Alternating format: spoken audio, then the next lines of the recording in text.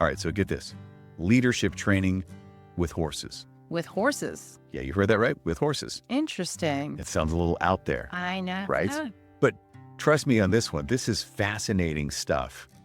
What we're looking at today Okay. is we got all these insights from people who have actually done equine-assisted leadership programs.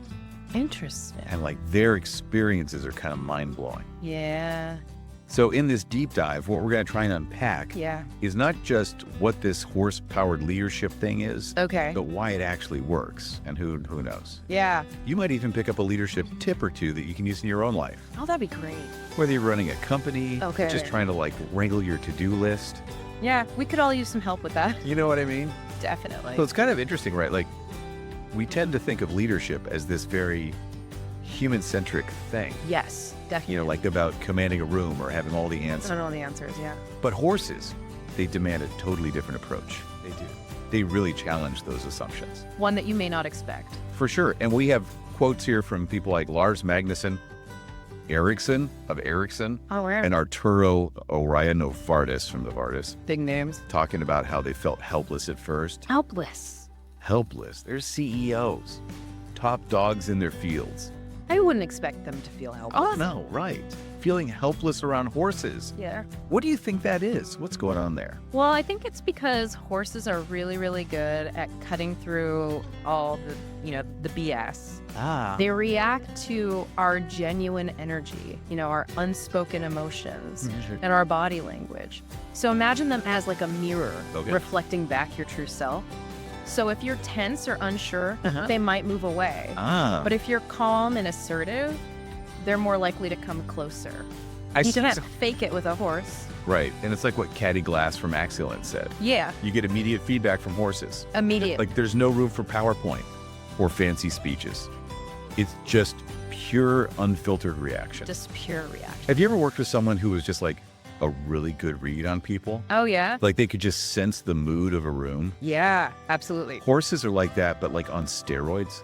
Yeah, that's a great analogy Right. because that instant feedback is so crucial Yeah. for developing authenticity, Okay. which is a key ingredient in good leadership. Yeah, for sure. Because if a horse can see through you, Right. imagine what your team's picking up on. Oh, absolutely. Yeah. So it really pushes you to be genuine, to show up as your true self, Right. which ultimately builds trust. Absolutely.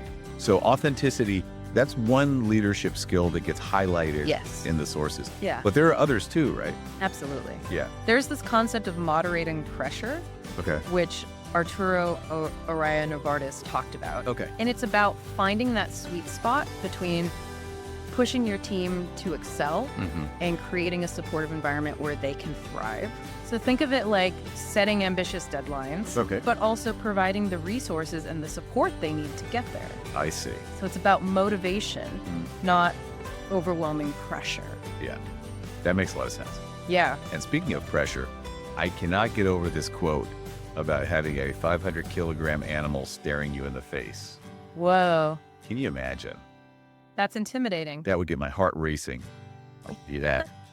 For sure. It sounds like working with horses really forces you to think on your feet. Exactly. You're constantly having to adapt and make decisions in the moment. Yeah. You're responding to the horse's movements and behavior. Wow. It's like a crash course in adaptability and decision-making under pressure, Yeah. which are skills that are so valuable in any leadership role or even just navigating everyday life. Oh, absolutely. Yeah. Absolutely agree. And another thing that really jumps out from these accounts is the emotional intelligence aspect. Yes. The source material talks about horses touching our emotions and helping us understand our impact on others. It's amazing how they can help us tap into that. Isn't it? They teach us to read those subtle nonverbal cues like a pinned ear, a flick of the tail, a gentle nudge.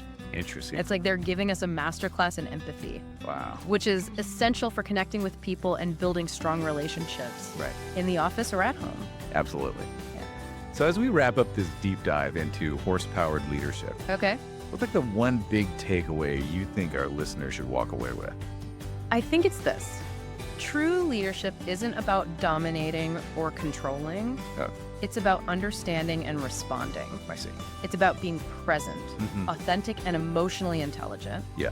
And as our source material pointed out, leadership isn't about defining a new intelligence, but about capitalizing on inherent talents. That's a good one.